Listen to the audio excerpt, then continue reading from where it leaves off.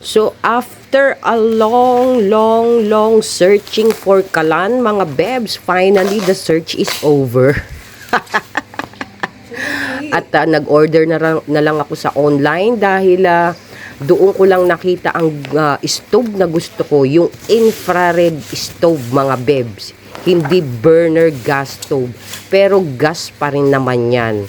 Nagkaiba lang sila doon sa pinaka-plates niya, yung pinaka-burner niya. Dahil ito mas gusto ko spread ang apoy. Hindi katulad nung isa na burner stove, mas malakas ang gas. Hindi katulad dito sa infrared, 40% lang niya. O kita mo, 40%.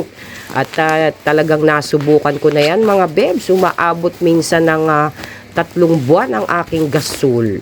Nag-upgrade nga lang tayo, mga bebs, dahil kung dati ay stainless yung aking gas stove, ngayon naman ay tempered glass naman siya. So glass yung pinaka top, yung pinaka panel ng aking gas stove.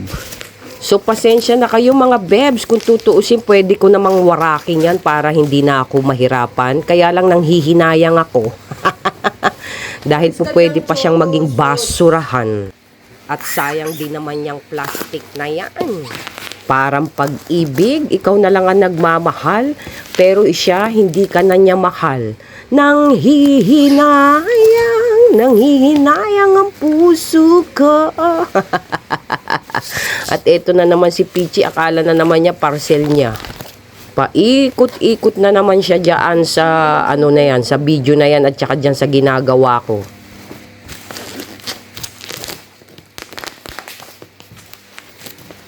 No ba yan? Parang naubos na yung lakas ko pagbukas pa lang.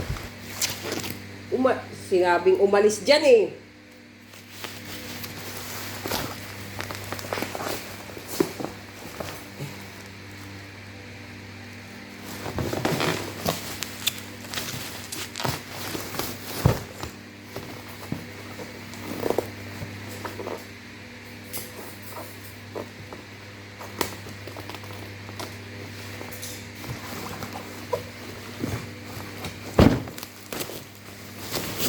Inikot ko ng lahat ng mga appliances na yan, pero wala akong makitang ganyan. Online lang talaga, mga bebs. At so far, no damage ang pagka-deliver. Ang bili ko dyan, mga bebs, ay 2,500.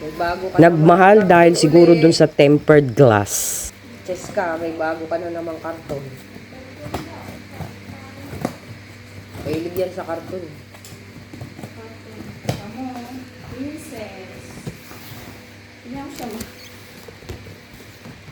Tignan mo na nga ako istorbohin.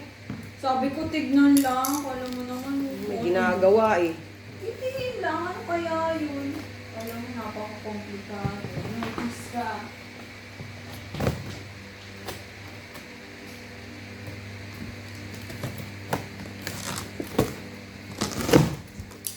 So, eto na, mga bebs, yung aking stove na inaasam-asam. Tempered glass yan.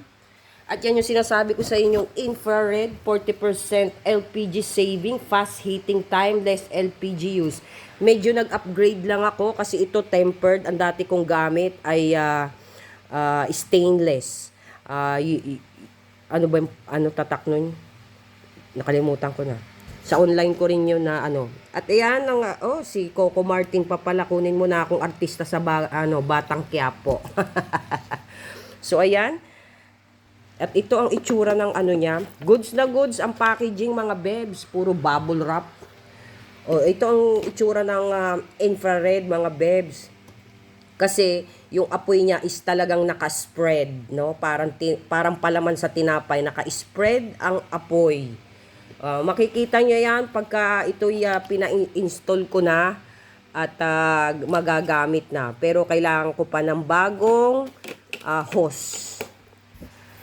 So, yun lang, mga bebs. Sa susunod na uli ang ating video para dito sa paggamit ko nitong bago kong gas stove.